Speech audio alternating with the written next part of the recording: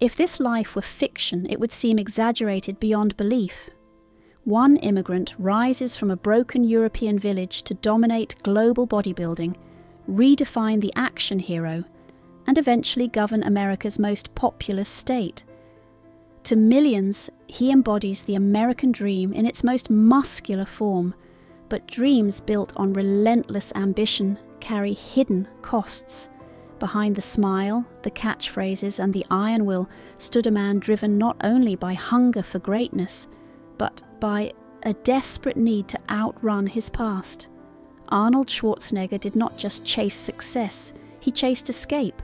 Born in the shadow of defeat, Arnold Alois Schwarzenegger was born on July 30th, 1947, in Thal, a small Austrian village near Graz. Post-war Austria was heavy with silence and humiliation after World War II. Homes were modest, resources scarce, and hope felt distant. His household had no central heating or plumbing. Winters were brutal.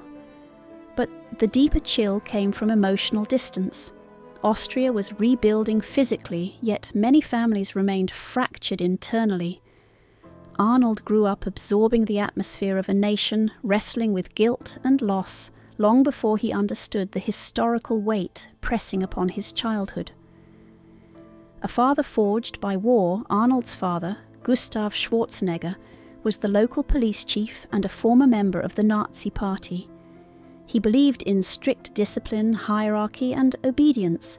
His parenting style reflected military rigidity rather than warmth. Arnold and his older brother Meinhard were pitted against each other in constant competitions. Praise was scarce and conditional.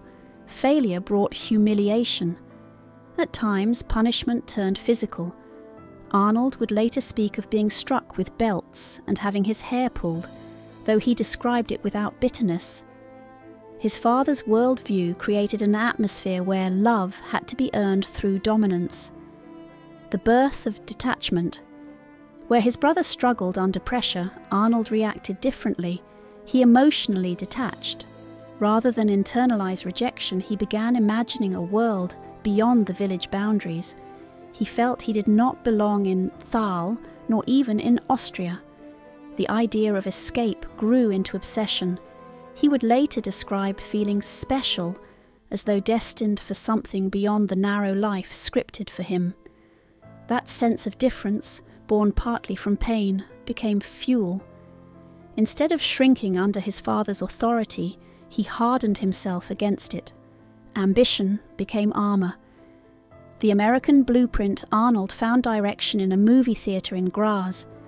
Newsreels of America showed skyscrapers, sunshine, confidence, everything Austria lacked in his eyes. Then he discovered Reg Park, the British bodybuilder who won Mr. Universe and became a film star. The path crystallized instantly. Bodybuilding, America, movies. It was no longer a vague longing. It was a step-by-step blueprint. His mother worried his fixation was unhealthy. His father mocked it. But doubt only strengthened his resolve. The fire had been lit, and Arnold would feed it relentlessly. Obsession with iron as a teenager, Arnold trained with near manic intensity. He broke into gyms on Sundays when they were closed. He trained in freezing rooms, lifting until his hands stuck to the metal. Bodybuilding was more than sport. It was a vehicle out of Austria. At 18, during mandatory military service, he deserted briefly to compete in a junior bodybuilding contest in Germany. He won. For that, he spent a week in military jail. Yet, even in confinement, he felt victorious. The rules of ordinary men, he believed, no longer applied to him. Arrival in America. In 1968, at 21, Arnold arrived in the United States with limited English and unlimited belief. He was invited by Joe Weider, a major figure in bodybuilding who saw commercial potential in the Austrian giant. His first American competition ended in defeat, a humbling loss to Frank Zane. Arnold retreated to his hotel room and cried, but instead of quitting, he analyzed. He attacked his weaknesses scientifically. He relocated to Venice Beach, where Gold's Gym became his laboratory. There he sculpted not only his body, but his persona. The mind games of a champion. Arnold understood early that bodybuilding was psychological warfare.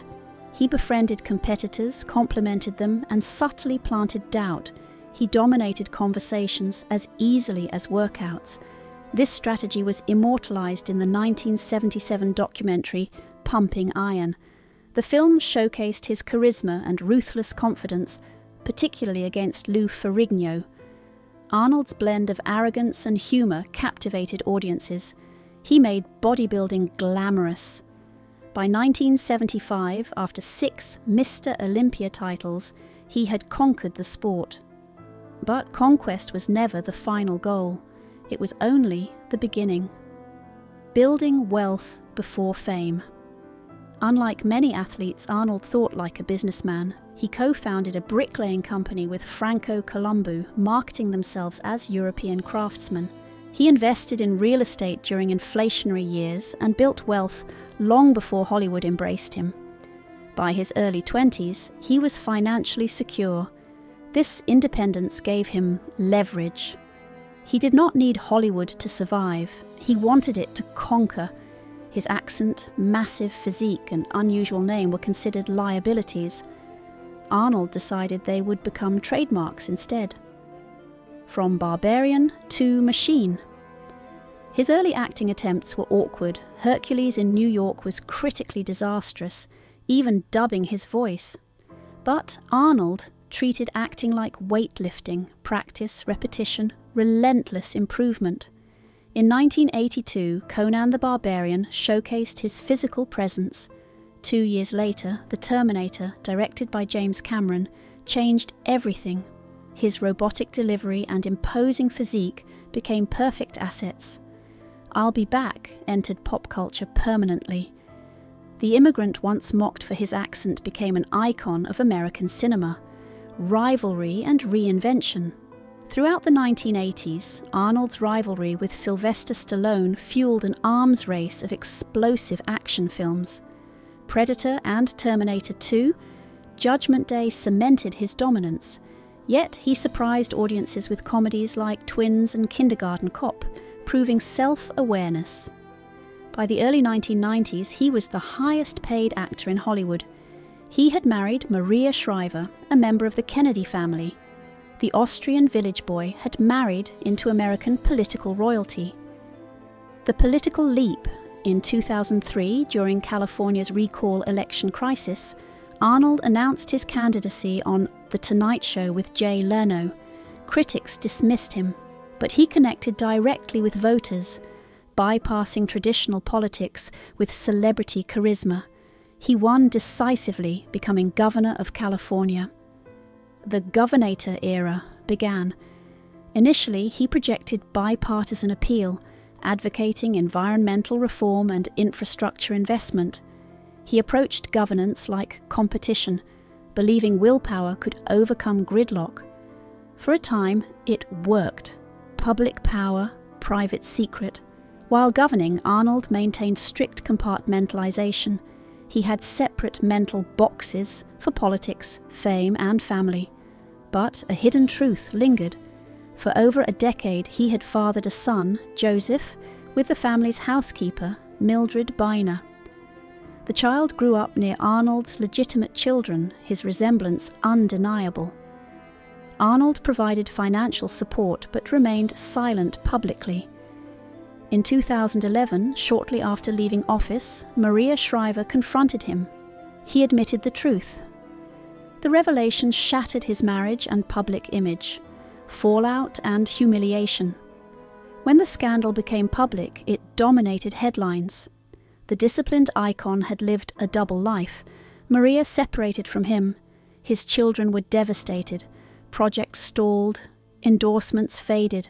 Arnold described it as the lowest point of his life. Unlike previous setbacks, this could not be out-trained or out-negotiated. It was personal failure. He stayed in his home surrounded by silence. The conqueror had finally encountered a battle he could not dominate through will alone. The body fights back in 2018. Arnold underwent what was expected to be routine heart surgery at Cedars-Sinai Medical Center. Complications forced emergency open-heart surgery. He awoke weak and vulnerable. The man who once lifted extraordinary weight struggled to stand.